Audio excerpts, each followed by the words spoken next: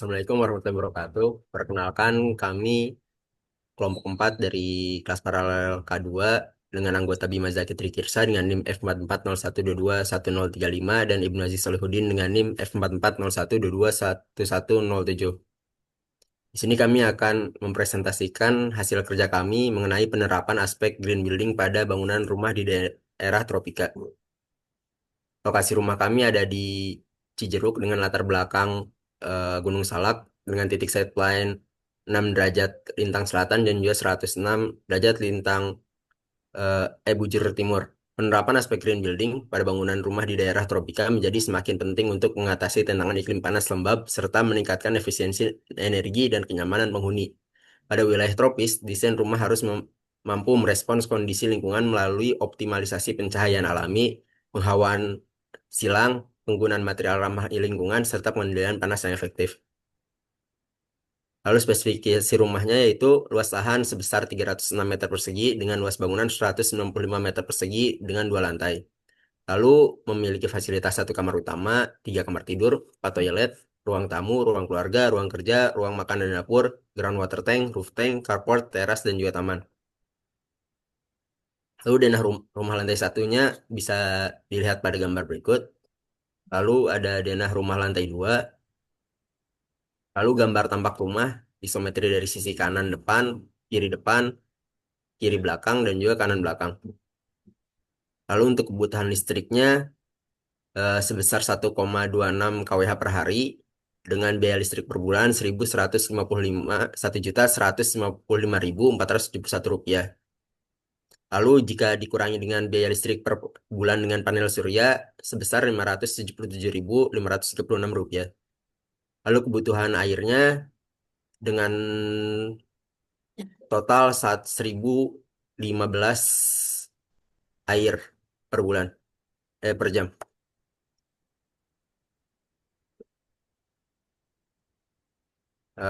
Kebutuhan total air per jamnya itu 1,015 meter kubik per jam. Kebutuhan air per bulannya itu 30,44 meter kubik per hari dengan biaya 414.018 rupiah. Lalu untuk kriteria Greenship Homes Assessment itu yang pertama ada Appropriate Site Development. Untuk KSDP 1 itu kita lokasi sesuai untuk pembangunan rumah. Untuk KSDP 2 itu memiliki ruang terbuka hijau. Lalu untuk KSD 1 area hijaunya itu memiliki vegetasi minimum 30% dari luas tanah, penggunaan 100% tanaman yang berasal dari nursery lokal dengan jarak maksimum 500 km, adanya penanaman pohon pelindung pada perkarangan rumah lebih banyak dari standar minimum. Lalu untuk KSD 2 sendiri memiliki 8 prasarana dan utilitas yang kita miliki yaitu jalan, pedestrian, drainase, air bersih, penerangan jalan, fiber optik, eh, rute pembuangan sampah, dan juga transportasi umum. Lalu untuk pengendalian hama pest management itu kita punya floor drain dan juga eh, jaring nyamuk di ventilasi. Lalu untuk KSD 5 kita punya transportasi umum, adanya halte atau stasiun transportasi umum dalam jangkauan 500 meter. Untuk KSD 6 kita punya penanganan air limpasan air hujan dan total nilai kategori ASD itu 10. Lalu untuk energi efisiensi dan conservation, kita punya meteran listrik dan juga analisis desain pasif yang menunjukkan adanya analisis desain pasif. Untuk EC1 kita punya submeteran, di sini ada 2 meteran, satunya meteran utama dan satunya submeteran. Lanjut untuk EC2 pencahayaan buatan, kita menggunakan lampu dengan penggunaan listrik sebesar 30% lebih hemat daripada besar penggunaan listrik yang tercantum dalam SNI 036197 tahun 2011. Lalu untuk EC3 hanya menggunakan AC maksimum 50% dari total luas lantai. Untuk EC4 eh, adanya upaya desain dan penggunaan bahan bangunan yang dapat mereduksi panas pada seluruh dinding dan lantai. Dan untuk EC5 sendiri, piranti rumah tangga hemat energi, kita menggunakan peralatan-peralatan yang eh, dapat menghemat energi sebanyak 70% dari total daya watt peralatan elektrik. Lalu untuk EC6 sendiri, sumber energi terbarukan, kita menggunakan panel surya untuk menambah energi yang dibutuhkan dari rumah green shift kita. Lalu untuk total nilai kategori energi efisiensi dan conservation itu kita 14. Hmm. Ya, silahkan Bima untuk dilanjutkan. Oke, selanjutnya ini ada untuk water conservation-nya sendiri. Itu yang pertama untuk WAC 1, itu kita ada meteran juga, meteran air untuk mengukur penggunaan airnya, di mana memiliki meteran air di sumber air primer dan melakukan perhitungan konsumsi air pada rumah. Oke, next.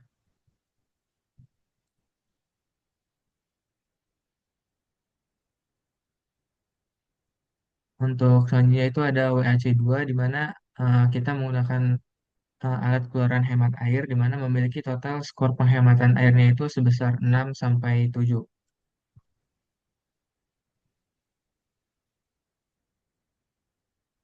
Oke, selanjutnya itu untuk penggunaan air hujan, di mana kita itu menyediakan fasilitas penampungan air hujan berkapasitas 500 liter, itu dapat terlihat pada denahnya, itu dapat eh, terlihat di bagian belakang bangunan. Oke, next. Selanjutnya itu untuk pengolahan air limbahnya sendiri, kita memasang grease trap pada dapur, eh, di sink dapurnya. Kemudian kita menggunakan septic tank juga di bagian di belakang rumahnya. Oke, next. Dan untuk total nilai dari water conservation sendiri atau WAC itu 8. Oke, selanjutnya ada MRCP, yaitu Material Resource and Cycle. Itu di refrigeran fundamentalnya kita tidak menggunakan refrigeran CFC atau AC-nya itu tidak ada refrigeran CFC-nya. Oke, next. Kemudian ada MRC 1, atau yang pertama itu refrigeran bukan perusak ozon, di mana kita tidak menggunakan refrigeran yang hidroklorofluorokarbon untuk sistem AC-nya, dan pada MRC 2 itu kita menggunakan beberapa material bekas. Oke, next. Kemudian pada MRC 3 atau material dari sumber yang ramah lingkungan, kita pertama menggunakan material dari sumber terbarukan, yaitu kayu, di mana pada furnitur juga menggunakan sumber yang terbarukan terus dapat didaur ulang atau dari bahan bekas. Kemudian pada MRC 4 atau material dengan proses produksi yang ramah lingkungan, di mana kita menggunakan material yang proses produksinya itu memiliki sistem manajemen lingkungan. Kemudian pada MRC 5 kita juga menggunakan kayu-kayu yang bersertifikat atau kayu yang legal sesuai dengan peraturan pemerintah setempat. Untuk MRC 6 sendiri itu kita menggunakan material prafabrikasi atau menggunakan material yang prafabrikasi pada komponen bangunan utamanya. Untuk MRC 7 sendiri itu kita menggunakan material lokal, di mana seluruh material itu asal bahan baku utama dan pabrikasinya itu berada di radius 1.000 km dari proyek rumah tersebut. Kemudian menggunakan material yang berasal dari dalam wilayah Republik Indonesia. Untuk MRC 6 sendiri itu jejak karbon kita tidak memperhitungkannya karena nilainya juga tidak terlalu besar. Adapun untuk total untuk MRC sendiri itu 9. Kemudian ada IHC atau Indoor Health and Conform. Itu kita tidak menggunakan material yang asbestos pada seluruh bagian rumah. Kemudian pada IHC 1 kita memperhitungkan juga sirkulasi udara bersihnya, di mana luas ventilasi minimumnya itu sebesar 5 sampai 10% dari luas lantai, kemudian 50% dari jumlah luas ruangan reguler diisi dengan ventilasi silang. Kemudian kita juga memiliki sirkulasi udara untuk seluruh kamar mandi, yaitu menggunakan half window. Kemudian pada dapur juga memiliki sirkulasi untuk udara keluar. Oke, selanjutnya ada IHC 2 untuk pencahayaan alami sendiri. Kita cahaya alaminya dapat menerangi minimal 50% dari luas ruangan rumah. Contohnya kita menggunakan balkon pada kamar utama dan beberapa kamar tidur lain, serta pada dapur juga terdapat pintu yang lumayan lebar untuk pencahayaan alami. Kemudian pada IHC 3 untuk kenyamanan visual sendiri kita menggunakan lampu dengan tingkat pencahayaan yang sesuai dengan SNI yang berlaku. Untuk IHC 4 sendiri kita meminimalisasi sumber polutannya di mana kita menggunakan cat dan coating yang mengandung kadar volatil organik kompon atau VOC yang rendah. Kemudian tidak menggunakan produk atau material dan komponen bangunan yang menggunakan timbal atau merkuri. Kemudian pada IHC 5 sendiri itu memperhitungkan tingkat kebisingan di mana tingkat kebisingan di ruang tidur dan ruang keluarga tidak lebih dari atau sesuai dengan SNI yang berlaku. Kemudian untuk kebisingan itu sendiri juga lokasinya tidak eh, memiliki suara yang banyak atau bisa meredam suara juga, jadi tidak terlalu bising. Kemudian ada IAC 6 sendiri itu kenyamanan spasial. Kebutuhan luas ruang pada bangunan rumah itu minimal 9 meter persegi per orang. Di mana kita juga untuk kamar tidurnya itu juga cukup luas, jadi memenuhi syarat kenyamanan spasial.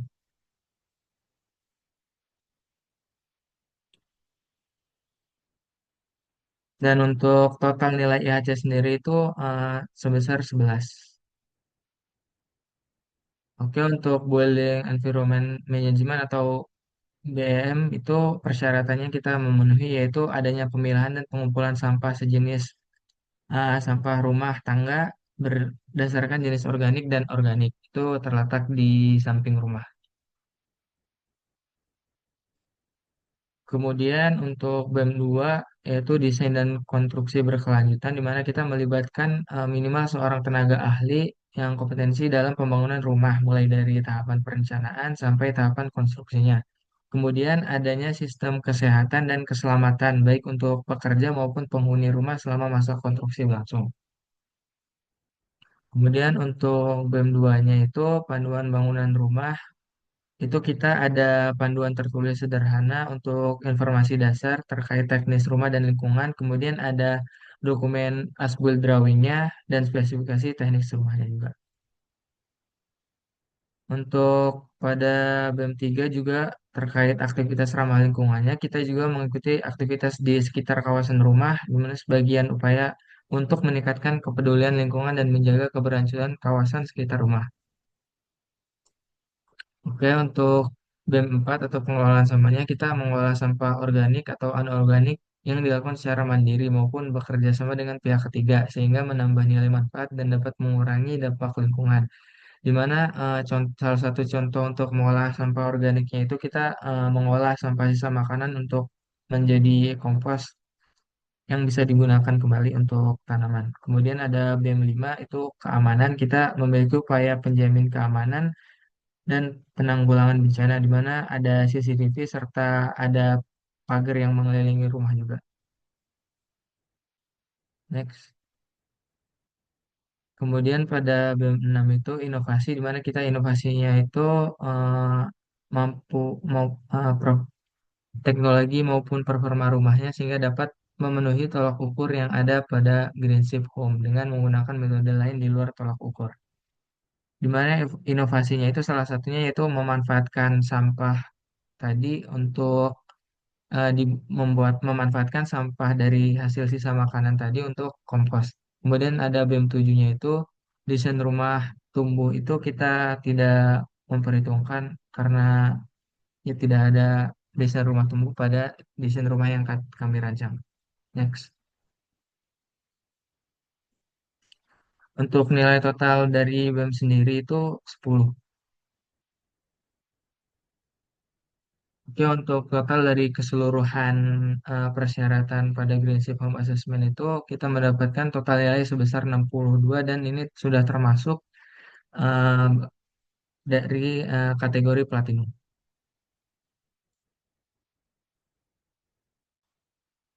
Oke, mungkin sekian presentasi dari kelompok 4. Kurang lebihnya mohon maaf. Kemudian berikutnya ada apa hasil render dari eh, rancangan rumah yang telah kita buat juga.